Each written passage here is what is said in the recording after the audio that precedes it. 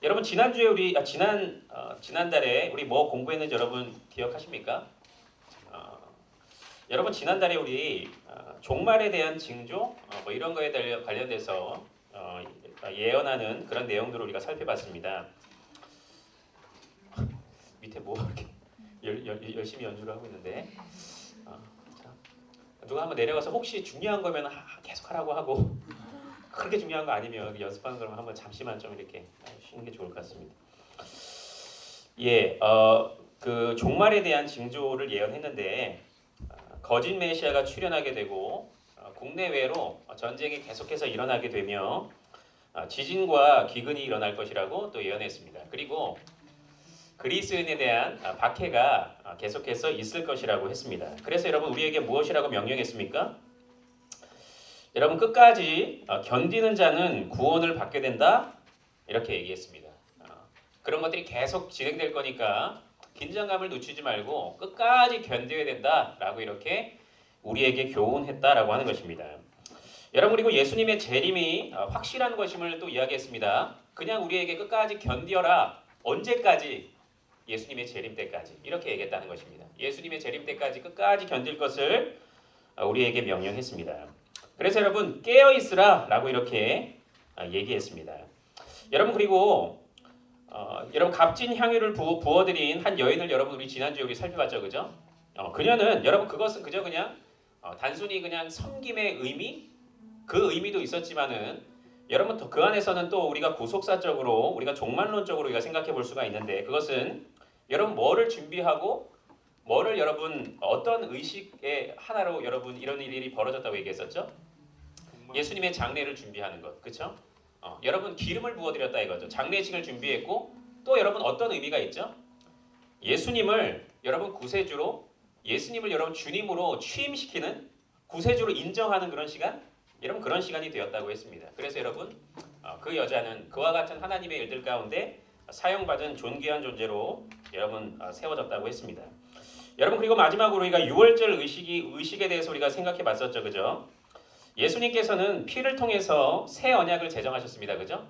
옛날에는 여러분 제사를 통한 그 피로 여러분 언약을 맺었다고 한다면 예수님께서는 자신의 피를 아낌없이 드림으로 희생제물이 되심으로써 자신의 피를 드림으로 여러분 언약을 맺었다 그랬죠. 새 언약을 맺었다 그랬습니다.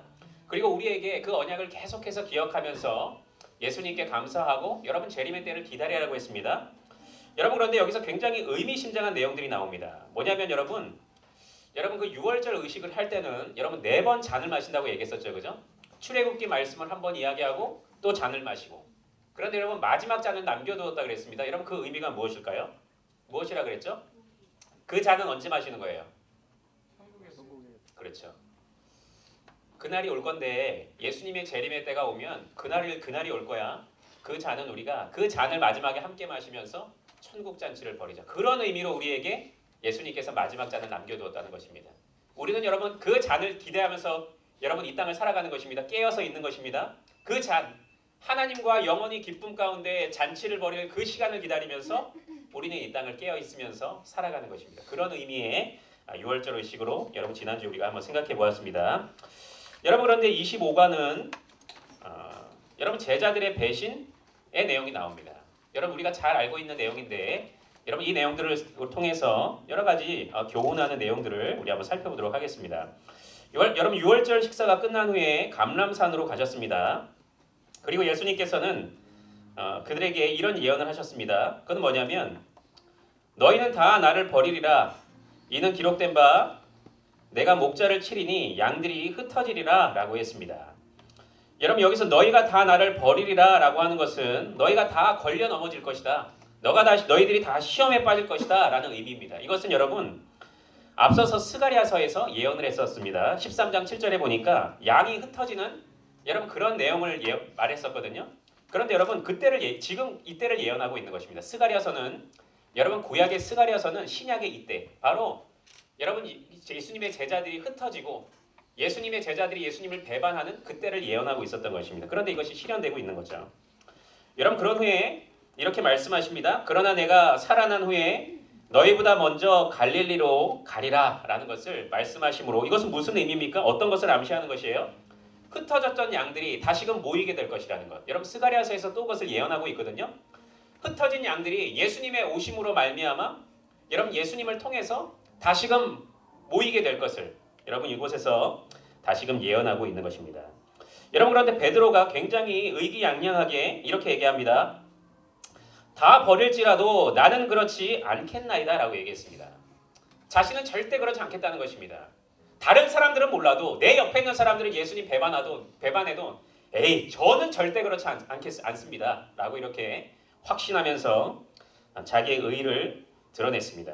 여러분 그런데 예수님께서는 뭐라고 말씀하셨죠? 잘했다 라고 칭찬하지 않고 다시 한번 확정적으로 말씀하십니다. 여러분 내가 진실로 내게 이르노니 오늘 이 밤이 2번 울기 전에 내가 3번 나를 부인하리라 그랬습니다. 여러분 이와 같은 그 베드로의 의기양양한 그런 고백 안에서도 예수님께서는 그가 배반할 것임을 여러분 그에게 예언했던 것입니다. 여러분 이런 이야기를 하면서 예수님과 제자들은 겟세마네 동산으로 이동하게 됩니다. 여러분 겟세마네의 뜻이 무엇입니까? 보면은 기름 짜는 틀이라고 이야기하고 있습니다. 여러분 그런데 이것은 예수님께서 기도하시는 장면과 너무나도 잘 어울리는 장면이라고 할 수 있습니다. 여러분 예수님께서 어떻게 기도하셨죠? 그는 여러분 땀이 땅에 떨어지는 핏방울 같이 됐다 그랬습니다. 짜내는 것. 예수님께서 그만큼 간절히 기도하는 그런 장면, 그것을 우리에게 연상시키고 있습니다. 여러분 예수님의 기도는 정말 정신적이고 육체적인 고통이 동반된 두려움이 여러분 들어가 있는 그런 기도였습니다. 물론 여러분 왜냐하면 여러분 예수님께서는 인성을 가지고 이 땅에 오셨기 때문입니다. 어떤 사람들은 이것을 비난하는 사람들이 있습니다. 아니 다른 교부들이라든지 사도들이라든지 순교의 여러분 장면 앞에 얼마나 의기양양하고 담대합니까? 오히려 찬양을 부르는 사람들도 많이 있지 않습니까? 예수님 굉장히 연약했네. 저분을 우리가 섬겨야 된다고 하는 사람들도 있다는 것입니다. 그런데 그게 아니고 여러분 이곳에서 우리가 알 수 있는 것은 무엇이냐? 우리의 죄의 무게가 얼마나 무거우냐 이것입니다. 하나님 앞에 그 진노가 그 죄를 향한 진노가 얼마나 컸냐 이것입니다. 예수님께서는 그것을 지금 두려워하고 예수님께서는 그 무게를 지금 견뎌내고 있기 때문에 예수님께서는 이와 같은 반응을 보이셨습니다. 여러분 보니까 34절에 보니까 내 마음이 심히 고민하여 죽게 되었다 그랬습니다. 얼마나 여러분 우리의 죄에 대한 그 짐이 얼마나 무거웠든지 예수님께서는 그렇게 말씀하셨고 35절에 보니까 땅에 엎드려서 될 수 있는 대로 이때가 자기에게서 지나가기를 구하였다 그랬습니다. 36절에는 아버지께서 모든 것이 가능하오니 이 잔을 내게서 옮기시옵소서 라고 얘기했습니다. 그만큼 여러분 우리의 죄, 여러분 저와 여러분의 예수님께서 우리를 대신해서 져야 됐던 그 죄의 무게가 여러분 죄책의 무게가 얼마나 컸는지를 우리에게 보여주고 있는 것입니다. 여러분 예수님은 그냥 신성을 가지고만 여러분 딱 떨어져서 십자가에 못 박혀 돌아가신 여러분 그거 아닙니다. 뭐 신이신데 뭘 그런 고통이 뭐 있겠어? 그거 아니었다는 것입니다. 여러분 우리는 이 장면을 보면서 하나님의 사랑이 얼마나 여러분 위대한지 예수님의 사랑이 얼마나 실제적이었고 우리에게 얼마나 엄청난 것인지를 교훈하고 있는 것입니다. 예수님의 사랑은 여러분 예수님께서 우리를 향해서 피 흘리신 그 보혈은 굉장히 값진 것이었습니다.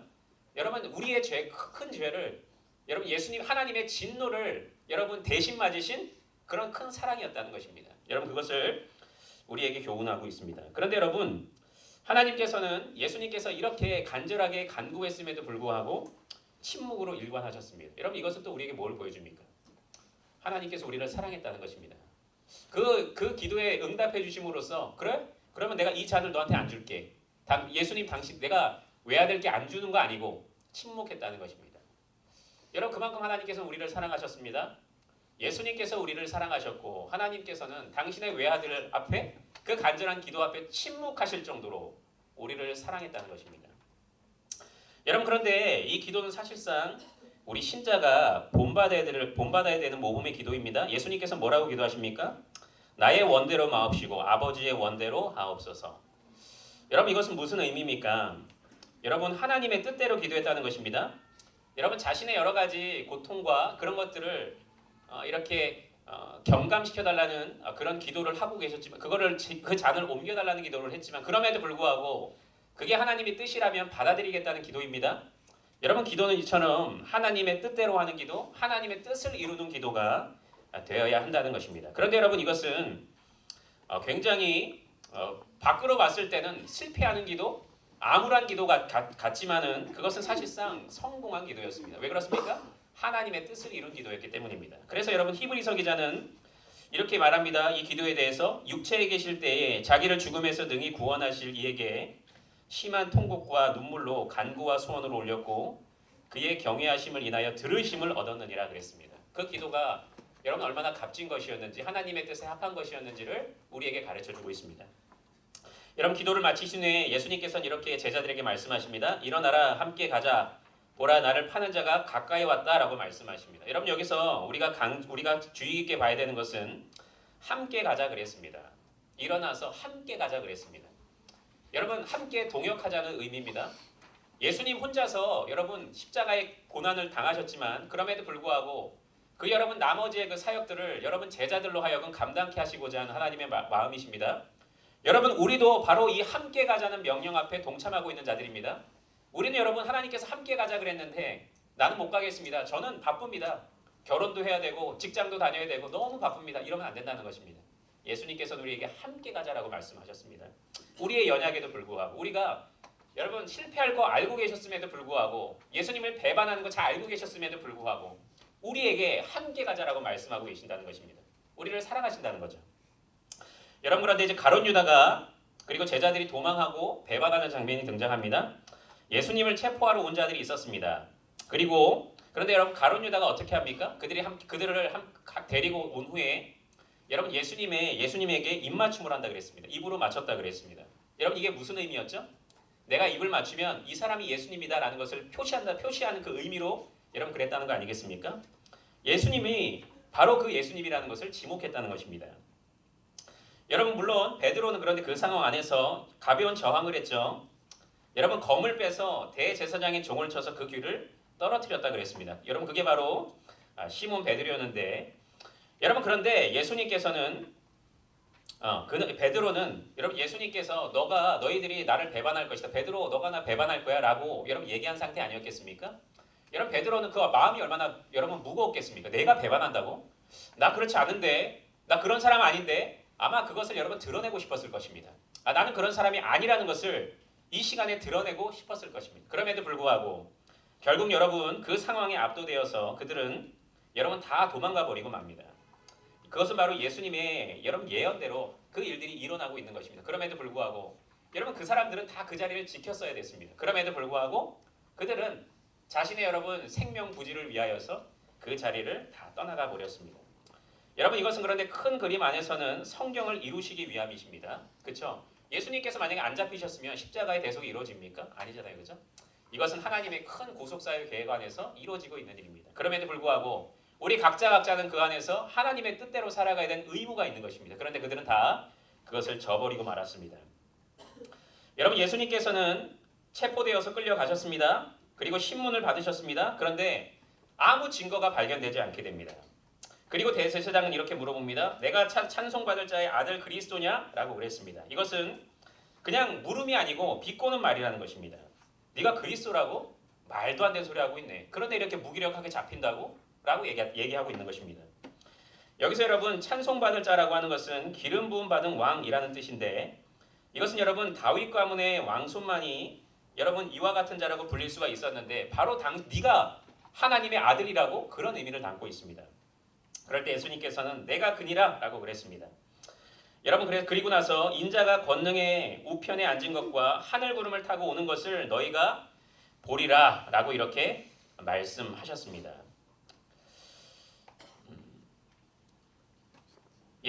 예수님께서는 이처럼 당신께서 그들의 신문 앞에 참된 구원자가 되시고 심판주가 되실 것임을 재림주가 되실 것임을 고백함으로써 많은 사람들에게 자신이 누구인지를 밝히게 되셨습니다.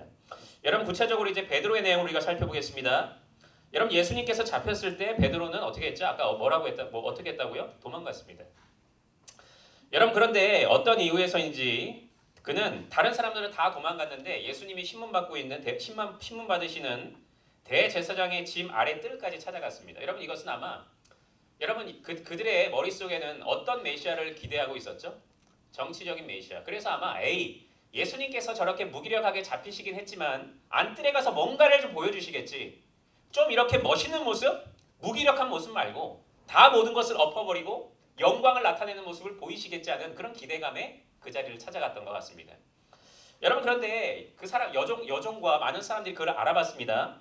그럴 때 그는 계속해서 시치미를 뗐고 마지막에는 뭐라고 얘기합니까? 예수님을 모른다. 오히려 그를 저주하는 그런 말을 하고 여러분 베드로는 그 자리를 떠나가 버리게 됩니다. 그때 무슨 일이 벌어집니까?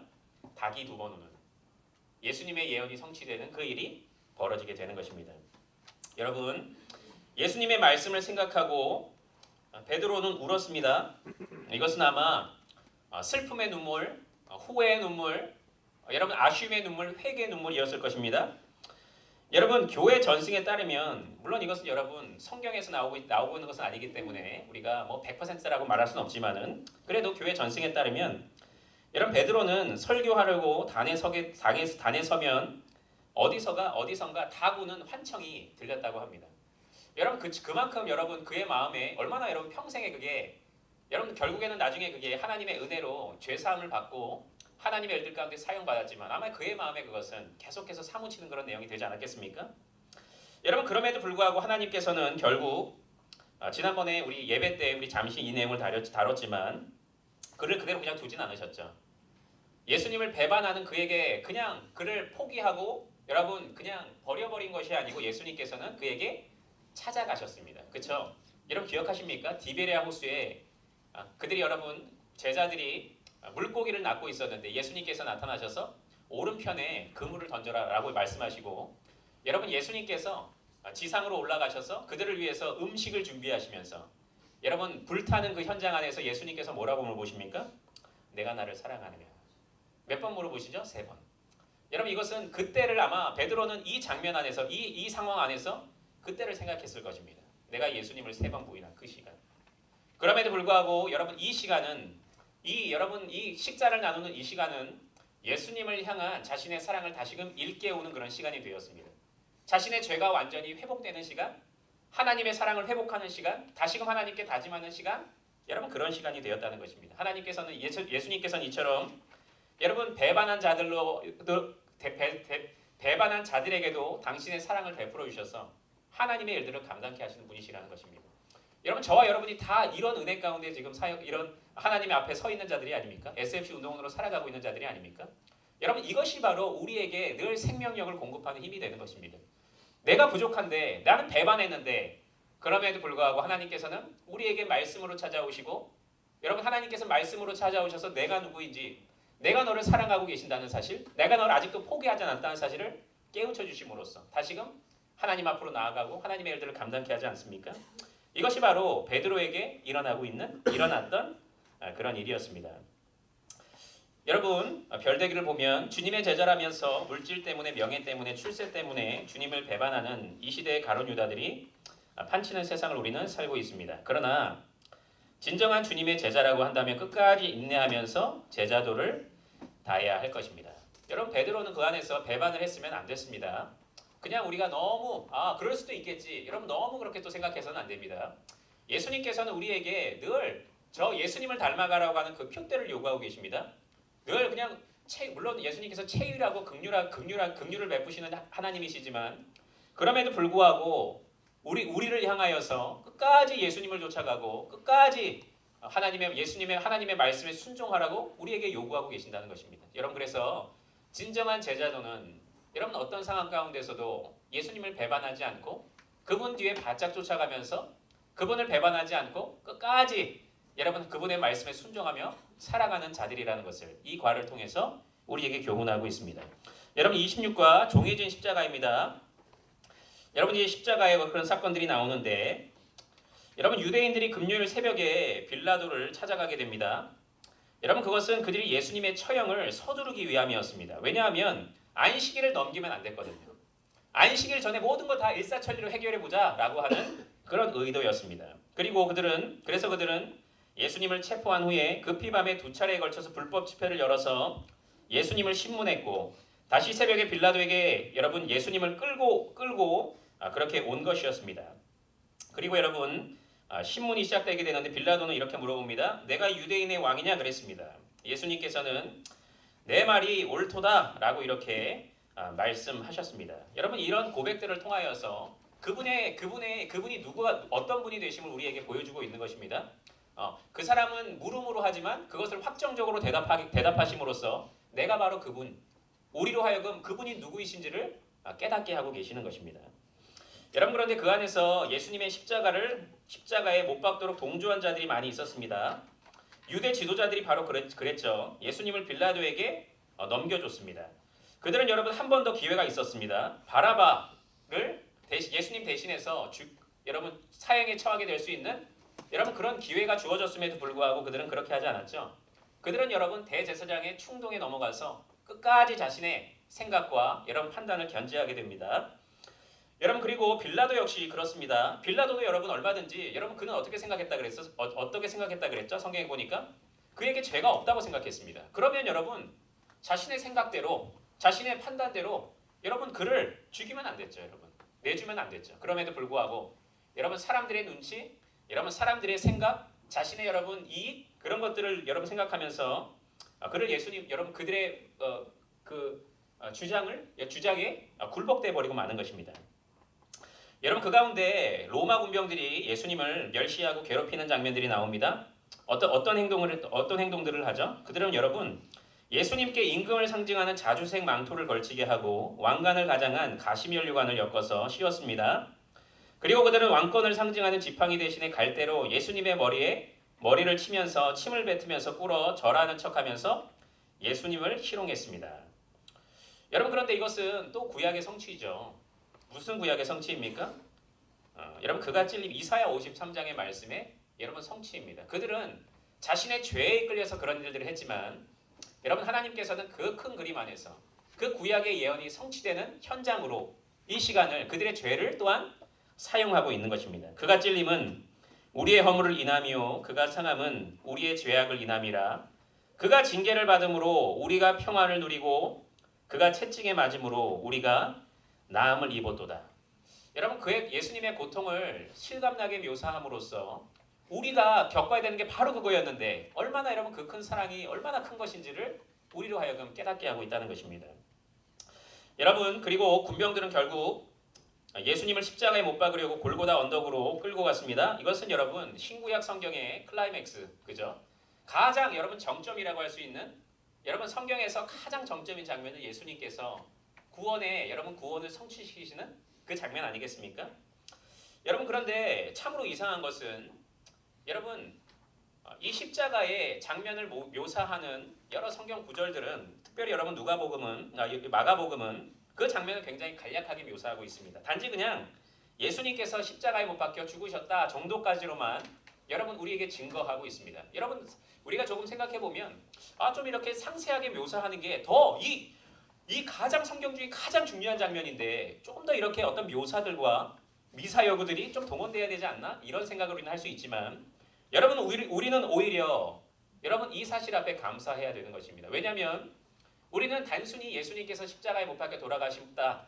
여러분 그 사실 그 간단한 여러분 우리는 그 문장을 보면서 십자가에 담겨있는 의미를 계속해서 묵상하게 된다는 것입니다. 만약에 여러분 다른 미사여구가 동원되고 막 설명되었다면 거기에만 우리가 몰두되고 십자가의 의미를 여러분 우리가 축소시킬 수도 있는데 그게 아니고 단지 그냥 예수님께서 십자가에 못 박혀 돌아가셨다. 간단하게 여러분 저술함으로써 우리로 하여금 십자가의 깊이, 십자가의 넓이를 계속해서 묵상하면서 여러분 그 은혜 안에 풍성하게 거할 수 있도록 여러분 하고 있다는 것입니다. 여러분 그런 의미에서 이와 같은 묘사는 하나님의 선비라고 할 수 있습니다. 우리로 하여금 예수님의 사랑을 제한하지 않고 예수님의 사랑의 그 깊이와 넓이를 풍성하게 이해하도록 만들게 하기 위해서 이렇게 마가를 통하여서 그와 같은 여러분 섭리로 하나님께서 이끌고 계시는 것입니다. 여러분 그런 가운데 구레네 사람 시몬이 등장합니다. 여러분 구레네 사람 시몬은 얼떨결에 그 십자가를 지게 되죠, 그죠? 그런데 여러분 그 성경에 보니까 구레네 사람 시몬은 알렉산더와 루포의 아버지라고 얘기했는데 여러분 알렉산더와 루포라고 하는 사람은 로마서에 등장하게 됩니다. 여러분 이게 무슨 의미일까요? 뭐라고 얘기하냐면 주 안에서 택하심을 입은 루포와 그의 어머니에게 문안하라 그랬습니다. 무슨 의미입니까? 여러분 이것이 아무 의미 없는 십자가짐이 아니었다는 것입니다. 여러분 그는 억지로 그 십자가를 졌지만 결국 그 가정이 구원받게 되는 여러분 통로로 사용되게 되었다는 것입니다. 그는 여러분 영광스럽게 예수님의 십자가에 동참하게 되는 여러분 그런 의미가 있었다는 것입니다. 여러분 우리는 물론 여러분 예수님의 십자가를 달게 져야 되지만은 여러분 그럼에도 불구하고 우리가 예수님의 십자가를 지고 있다는 그 사실은 너무나도 영광스러운 일이라는 것입니다. 우리에게 여러분 그것은 큰 축복이고 영예가 된다는 것입니다. 여러분 그런데 그 골고다 이제 언덕에서 사람들은 이제 계속해서 군병들은 그를 조롱하고 모욕하게 됩니다. 쓸개 탄 이런 모략을 탄 포도주를 주게 되는데 그는 여러분 마시지 않게 되죠. 그는 여러분 오히려 그것을 이렇게 거부함으로써 여러분 그것을 마시게 되면 고통이 좀 경감될 수 있는데 그것을 마시지 않게 됨으로써 온전히 여러분 십자가를 견디는 십자가를 감내하는 그런 예수님이 되셨던 것입니다. 그리고 여러분 십자가에 못 박고 그것을 나눈다 그랬습니다. 여러분 그런데 이것은 예언의 성취죠. 시편의 예언의 성취입니다. 여러분 너무 놀랍지 않습니까? 시편에서 이미 여러분 예수님께서 어떤 고난을 당하실지 십자가의 사건을 예언하고 있다는 사실이 놀랍지 않습니까? 시편에서도 여러분 이사야에서도 계속해서 구약의 선지자들은 저 십자가에 있는 그것을 계속해서 여러분 방향을 맞추고 예언하고 있다는 것입니다. 여러분 예수님께서는 그 예언대로 이와 같이 그 제비 뽑는 일에 이렇게 그런 일들에 그것을 보게 되는 것이죠. 예수님께서 십자가에 못 박힌 시간은 제3시경이라고 했는데 이것은 이 시대 지금 현 시대로 따지면 아침 9시였습니다. 그때부터 여러분 예수님께서는 십자가의 고난을 당하신 것입니다. 여러분 그리고 십자가 위에 제패가 붙였는데 그것은 유대인의 왕이라고 하는 제패입니다. 물론 여러분 그 사람들은 다 그것을 조롱의 의미, 그를 여러분 멸시하는 의미로 했지만 여러분 그 진리는 여러분 변하지가 않습니다. 여러분 너무 놀랍지 않습니까? 사람들은 다 그를 조롱하기 위해서 질문하고 조롱하기 위하여서 어떤 행동들을 했는데 예수님께서는 오히려 여러분 자신의 침묵을 통해서 아니면 자신의 대답을 통해서 여러분 그런 조롱의 여러분 도구를 통해서도 당신이 누구이심을 우리에게 증거했다는 것입니다. 여러분 예수님께서는 이 십자가의 현장 안에서 자신이 누구이신지를 물론 여러분 그 십자가의 죽으심 자체로 누구이신지를 증명했지만 여러분 여러 가지 그런 환경들 안에서도 예수님이 누구이신지를 증명했다는 것입니다. 여러분 예수님께서는 별대기 보면 예수께서 신문 받으시고 고난을 당하시며 십자가에 달리시는 그 순간까지도 주도권은 오직 예수님께 있었습니다. 여러분 마치 여러분 예수님은 그냥 수동적인 모습처럼 이렇게 그런 모습처럼 있지만은 여러분 오히려 그거 아니었습니다. 능동적인 모습이었습니다. 구약의 예언을 여러분 자신 스스로 성취하고 계시는 아주 능동적인 자신의 사랑을 실천하고 있는 여러분 그런 장면이었습니다. 여러분 그리고 구레네 사람 시몬이 나오는데 그는 여러분 아까 말씀드린 대로 하나님의 사랑을 받은 자였죠. 그의 자녀들은 그의 가정은 여러분 예수님만 섬기게 되는 복된 가정이 되었습니다. 여러분 그는 예수님의 십자가를 지는 여러분 영예스러운 그런 사람이 되었다는 것입니다. 여러분들이 27과를 살펴보도록 하겠습니다. 우리 계속해서 십자가에서의 그런 장면들을 생각해 보게 되는데 여러분 십자가를 바라보는 자들은 예수님을 모욕했습니다. 또 뭐라고 모욕했습니까? 성전을 헐고 사흘에 짓는 자여라고 하면서 그를 조롱하였습니다. 예수님은 자신이 메시아라고 말씀하셨지만 그들은 계속해서 그것을 부정했습니다. 오히려 십자가에 내려와 보라. 네가 한번 메시아라고 하면 내려와 봐. 라고 이렇게 조롱하게 됩니다. 여러분 그런데 예수님은 패배자의 자리에서 육체를 가진 인간으로서 가장 고통스러워하는 모습을 원수들 앞에 보이고 지금 계시는 것입니다. 묵묵히 그 조롱과 수욕을 당하고 계십니다. 여러분 34절을 보니까 엘리 라마 사박다니라고 얘기했습니다. 무슨 말입니까? 나의 하나님 어찌하여 나를 버리셨나이까? 라는 여러분 의미입니다. 여러분 이것은 무엇을 이야기한다고 했습니까? 예수님께서 하나님께서 우리를 향한 사랑이 어떠했는지, 예수님께서 우리를 향한 사랑이 어떠했는지를 보고 있는 것입니다. 여러분 그분은 최악의 고통의 무게를 겪으셨습니다. 여러분 이것은 모든 인간을 체휼하신 것입니다. 여러분 인간들이 담당해야 되는 것을 예수님께서 다 짊어졌다는 것을 의미하는 것입니다. 상하고 찔려야 되는 거 다 우리가 있었어야 되는데 예수님께서 저주를 대신 받아주셨다는 것입니다. 여러분 우리는 계속해서 이와 같은 말씀을 묵상하면서 예수님의 사랑이 얼마나 컸는지 얼마나 위대한지를 우리는 계속해서 깨달으며 감사할 수 있어야 됩니다. 여러분 예수님께서 이제 죽으십니다. 큰 소리를 지르시면서 운명하셨습니다. 여러분 이것은 예수님의 영이 큰 권능의 소리를 지름과 동시에 방출되었다라는 것을 의미합니다. 예수님의 권능을 지금 나타내고 있는 것입니다. 그리고 여러분 또 어떤 일이 벌어집니까? 성전의 휘장이 찢어지고 땅이 진동하고 바위가 터지고 무덤들이 열리며 자던 성도들이 몸이 많이 일어났다 그랬습니다. 여러분 이것은 어떤 것을 의미합니까? 예수님이 바로 메시아가 되심이 확실하다. 예수님이 참 하나님이 되신다라는 것을 사람들은 거부하지만 여러분 이런 자연 현상들을 통해서 여러분 증거하고 있는 것입니다. 특별히 여러분 휘장이 위에서부터 아래로 찢어졌다 그랬습니다. 여러분 이것은 무슨 의미죠? 휘장이 위에서 아래로 찢어졌다. 이게 어떤 의미를 담고 있습니까? 그냥 어떤 이런 현상들이 나타냈다는 것을 의미하고 있습니까? 여러분 옛날에 구약 시대 보면 지성소에 여러분 속죄의 날에 누가 들어갈 수 있었습니까? 대제사장만 1년에 한 번 들어갈 수 있었습니다. 그죠? 여러분 일반 사람들은 그 지성소 안으로 들어갈 수가 없었죠. 하나님의 임재의 상징인 지성소 안으로 들어갈 수가 없었습니다. 대제사장만 들어갈 수 있었다는 것입니다. 그런데 여러분 휘장이 위에서 아래로 찢어졌다는 것은 하나님의 권능으로 여러분 그런 일이 벌어졌다 그런 의미도 있지만 여러분 이것은 예수님의 십자가 대속 죽으심으로 말미암아 이제 그 성수의 문이 활짝 열리게 되었다는 것을 의미하는 거죠. 그죠? 그래서 이제 우리가 그전에는 대제사장만 그 하나님께 나아갈 수 있었는데 이제는 우리가 지성소를 바라보고 우리가 하나님의 임재 안에 거할 수 있고 예수 그리스도를 통해서 하나님께 나아갈 수 있다라는 것을 상징하고 있다는 것입니다. 여러분 이것은 예수님의 큰 사랑이죠. 그죠? 하나님께서 여러분 이와 같은 일들을 통해서 우리와 각자 여러분 교제할 수 있도록 그렇게 만들어 주셨다는 것입니다. 백부장은 이것을 바라보고 여러분 참으로 진실로 하나님의 아들이다라는 고백을 쏟아내게 됩니다. 그는 여러분 예수님께서 진실로 메시아가 되심을 여러분 깨닫게 되었다는 것입니다. 그 자리에 있는 그 누구도 그와 같은 고백을 하지 않았는데 여러분 이방인이었던 백부장이 그와 같은 고백을 했다는 것입니다.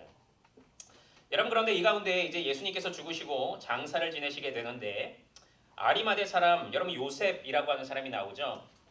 여러분 그는 공회원이라고 했습니다. 사람들의 명망을 받고 있는 그런 여러분 위치입니다. 그런데 그는 예수님의 시신을 장사 지내기 위해서 빌라도를 찾아갔습니다. 아마 여러분 많은 사람들은 그에게 손가락질을 했을 것입니다. 그는 저주받은 사람인데 어떻게 그 사람의 장사를 지내려고 저렇게 공회원이라고 하는 사람이 여러분 앞에 나섰냐 아마 손가락질을 했을 것입니다. 그럼에도 불구하고 여러분 그 공회원 여러분 요셉은 그런 거를 상관하지 않았다는 것입니다. 예수님의 죽으심의 의미를 알고 있었기 때문에 예수님의 사랑을 알고 있었기 때문에 여러분 전적으로 헌신하였다는 것입니다. 여러분 우리에게도 그와 같은 헌신의 자세를 요구하고 있는 것입니다. 다른 것들 사람들이 우리에게 보는 시선 여러 가지 여러분 그거 의식하는 거 아니고 중요한 것은 내가 여러분 하나님의 사랑을 어떻게 인식하고 그 앞에 내가 어떻게 순종하냐 이것입니다. 여러분 이 말씀을 통해서 우리에게 참된 제자도의 모습이 어떠해야 되는지를 다시금 가르쳐주고 있는 것입니다. 여러분 이제 마지막 우리 28과입니다. 다 끝났어요 이제 28과. 영광스러운 그런 장면들이 나옵니다. 종의 부활과 제자의 사명입니다. 여러분 예수님은 십자가에 못 박혀 돌아가시고 그냥 끝난 게 아니십니다. 끝나지 않으셨습니다. 예수님께서는 예언대로 부활하셨다는 것입니다. 여러분 이것이 우리에게 소망 아닙니까? 이것이 우리에게 희망이 되고 여러분 우리도 첫 열매 되시는 예수님처럼 우리도 부활하게 될 것을 소망하며 살아갈 수 있는 것이 아니겠습니까? 여러분 그래서 기독교는 부활의 종교인 것입니다. 빈 무덤의 종교이고 여러분 우리는 부활의 종교인 것입니다. 여러분 어쨌든 이제 여인들은 안식일이 지나자마자 여러분 예수님께서 계셨던 무덤을 찾아가게 됩니다. 물론 여러분 이것은 그들이 부활 신앙을 가졌다, 확실한 부활 신앙을 가졌다. 여러분 이것을 증거하고 있는 것은 아니고 그들이 여러분 너무 빨리빨리 여러분 그 장사가 진행됐기 때문에 장례식이 진행됐기 때문에 여러분 그들이 신경을 많이 못 썼다는 것입니다. 그래서 빨리 찾아가서 그런 어떤 죄책감으로 인해서 또 이렇게 그런 어떤 마음 가운데 찾아가게 되었다는 것입니다. 물론 여러분 이것은 굉장한 그래도 예수님을 사랑하는 헌신의 마음이라고 할 수 있습니다. 여러분 그 가운데 막달라 마리아와 또 야고보와 요새의 어머니가 있었습니다. 그런데 여러분 그 안에 도착했을 때 무덤을 막고 있던 돌은 옆으로 치워져 있고 그랬습니다. 그래서 그녀들은 다 그 안으로 들어갔는데 한 청년이 그 안에 있었습니다. 그는 빛나는 옷을 입고 있었는데 바로 그는 하나님의 천사였던 거죠. 그 천사는 여인들을 향해서 이렇게 얘기합니다. 놀라지 말라. 예수님은 살아나셨다라고 이렇게 부활의 소식을 전하게 됩니다. 여러분, 예수님은 부활하셨기 때문에 이 무덤에 계시지 않는다라고 얘기하면서 제자들에게 그 사실을 알릴 것을 여러분 부탁하게 됩니다. 명령하게 됩니다. 가서 그의 제자들과 베드로에게 이르기를 예수께서 너희보다 먼저 갈릴리로 가시나니 전에 너희에게 말씀하신 대로 너희가 거기서 배우리라 하라 하는지라라고 이렇게 명령하게 됩니다. 여러분, 이런 상황들 가운데 여러분 그 마리아는 제자들에게 여러분 그 사실을 전했습니다. 그런데 여러분 제자들의 반응은 어떠했죠? 제자들은 어떠했죠? 마리아가 예수님 부활했습니다 라고 얘기했을 때 여러분 제자들의 반응은 어땠습니까? 믿지 않았습니다. 너무 여러분 아이러니하지 않습니까? 예수님의 제자들이 그렇게 예수님을 쫓아갔다고 했던 사람인 동고동락하고 말씀을 듣고 예수님의 십자가와 부활을 들었던 여러분 제자들은 그 사실을 믿지 않았다는 것입니다. 여러분 아무나 여러분 교회 안에 있다고 해서 다 이 사실을 믿을 수 있는 것은 아닙니다. 성령께서 그 마음을 주장하신 그 자들만이 여러분 예수님께 나아갈 수 있고 예수님의 부활을 믿을 수가 있습니다. 여러분 혹시 여러분들은 부활 신앙을 다 소유하고 있습니까? 제가 여러분에게 질문 좀 해보겠습니다. 여러분은 진실로 부활 소망을 여러분은 소유하고 있습니까? 네. 정말 소유하고 있습니까? 네. 다시 한번 물어볼게요. 소유 안 하고 있는 것 같은데 불안해졌어요 갑자기. 여러분 부활 소망을 여러분은 마음속에 간직하고 있습니까? 네. 여러분은 구원받은 자가 확실합니다. 성령께서 여러분 안에 내주하고 계신 것 확실합니다. 그 사실로 인해서 여러분 감사하십시오. 아무나 할 수 있는 것이 아니라는 것입니다. 제자들도 말이 돼? 라고 얘기했다는 것입니다. 여러분 늘 우리는 내가 하나님 앞에 이런 부활신앙을 잘 소유하고 있는지 천국을 정말 소망하고 있는지 여러분 날마다 우리는 살펴볼 수 있어야 되는 것입니다. 여러분 그런데 예수님께서는 그와 같이 또 제자들은 이후에 그 자리로 가서 그것을 확인하게 됩니다. 예수님께서 부활하셨다는 것을 확인하게 됩니다. 여러분 그리고 같은 날의 오후에 이름 없는 두 제자가 예루살렘에서 엠마오로 갈 때 예수님이 또 다시 나타나셨습니다. 저녁 때가 되어서 음식을 먹다가 이 사실을 알게 된 두 사람은 급히 예루살렘으로 또 돌아가서 제자들에게 또 알렸습니다. 그럴 때 제자들의 반응은 또 어땠습니까? 믿지 않았습니다. 너무 여러분 웃기지 않습니까? 이 제자도를 우리에게 가르쳐 주시면서 거의 이제 마지막을 향하여 달려가고 있는데 제자들이 믿지 않았다 그랬습니다. 여러분 저와 여러분은 어떻습니까? 신앙생활 오래 했다고 하는데 내가 지금까지 위원으로도 섬기고 뭐 이것도 하고 저것도 하고 우리는 정말 예수님의 주되심과 예수님께서 부활하심과 성경에서 증거하고 있는 예수님에 대한 증거들을 정말 확실히 믿고 있냐 이것입니다. 여러분 그것이 여러분 가장 궁극적인 핵심입니다. 제자들의 모습을 통하여 우리를 다시 한번 되돌아볼 수 있는 여러분 시간을 우리에게 주고 계시는 것입니다. 여러분 대다수들은 이제 마리아와 제자들과 베드로 이제는 몇몇은 믿었지만 여전히 대다수는 믿지 않는 상황 가운데 있었는데 예수님께서는 이제 11제자에게 나타나시면서 이렇게 말씀하십니다. 저희의 믿음 없는 것 그것을 꾸짖으셨습니다. 단 그들의 완악한 것을 꾸짖으셨습니다. 보지 못하고 보지 않고 믿지 않는 보지 않으니까 믿지 않는 그 여러분 죄악된 모습을 꾸중하셨습니다. 그 이유는 제자들이 예수님의 기대치에 못 미쳤기 때문입니다. 제자라고 하는데도 그 가장 핵심적인 진리를 놓치고 있는 열심히 쫓고 있긴 하는데 열심히 모여서 기도하고 있긴 한데 그 핵심을 놓쳐버린 그들을 향하여서 여러분 꾸중하고 계시는 것입니다. 여러분 참된 제자라면 여러분 눈으로 보고 믿는 자가 아니고 말씀을 듣고 믿는 자라야 하는 것입니다. 여러분 이것이 너무 중요하죠. 그죠? 여러분 우리는 말씀을 듣고 믿는 자가 되어야 됩니다. 하나님의 말씀이 선포되었을 때 그것이 하나님의 말씀인 줄로 믿고 여러분 예수님께서 어떤 분이신지 예수님께서 나에게 요구하고 있는 일은 무엇인지를 우리는 깨닫고 그와 같은 삶을 살아가야 한다는 것입니다.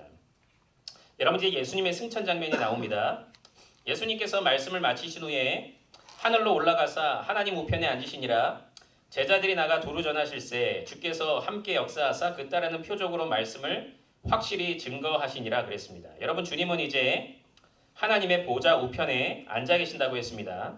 여러분 그것은 하나님과 함께 통치하고 계신다는 것입니다. 그의 여러분 사역이 이제 끝났다는 것을 의미하는 것이 아닙니다. 그분께서는 그곳에서도 일하고 계십니다. 우리를 위해서 이제 또 일하고 계시는 것입니다. 여러분 그런 의미를 담고 있습니다. 또한 여러분 예수님 제자들은 두루 다니면서 전파한다 그랬습니다. 여러분 이것은 우리에게 무엇을 가르쳐 줍니까? 우리도 여러분 그와 같은 전도의 사명에 우리의 평생의 삶을 여러분 드려야 된다는 것입니다. 제자들로서의만의 사역이 끝난 것이 아니고 여러분 제자들이 그렇게 했다는 것으로 여러분 깊은 여러분 진한 여운을 남김으로써 우리들도 예수님을 따르고 있다는 우리들도 그와 같은 사명에 헌신해야 된다는 것을 가르쳐주고 있는 것입니다. 예수님께서 하나님의 보좌 우편에서 우리를 위하여 중보하고 계시고 우리에게 힘을 베풀어주고 있으니까 끝까지 함께하고 있으니까 너희들은 그 하나님께서 임마누엘의 은혜를 베풀어 주심을 굳게 믿는 가운데 복음 전파의 사명에 헌신해라. 그것이 바로 제자도이다 라고 가르쳐주고 있는 것입니다. 여러분 우리가 이제 2018년을 마무리하고 여러분 이제 우리가 캠퍼스에서의 생활도 이제 얼마 남지 않았습니다. 여러분 남은 시간들 동안 여러분 우리는 어떤 삶을 살아가야 되겠습니까? 여러분 그것은 바로 깨어서 학원의 복음화의 사명에 여러분 헌신하는 것입니다. 여러분 이 각자의 직장 안에서 학원의 복음화에 여러분 헌신하는 것입니다. 거기뿐만 아니고 평생의 삶 동안에 예수님께서 우리와 끝까지 함께 하신다 그랬잖아요. 그죠? 성령께서 우리와 늘 동행하시면서 함께 한다 그랬잖아요. 그러면 우리는 왜 함께 하겠습니까, 여러분? 그냥 우리에게 평안을 주려고? 우리에게 그냥 만족만 주려고? 여러분 우리에게 그냥 안정감을 주려고 우리와 함께 한다고 얘기했겠습니까? 아닙니다, 여러분. 왜 함께 하시겠습니까? 하나님의 일들에 헌신할 때 내가 너를 도와주겠다. 그런 의미로 함께하고 계시는 것입니다. 여러분 남은 우리 이번 2학기의 삶 동안에 그리고 여러분의 평생의 삶 동안에 이와 같은 제자도를 실천하심으로써 하나님께 영광을 올려드리는 우리 사랑하는 우리 운동원들이 다 되시기를 간절히 바라겠습니다.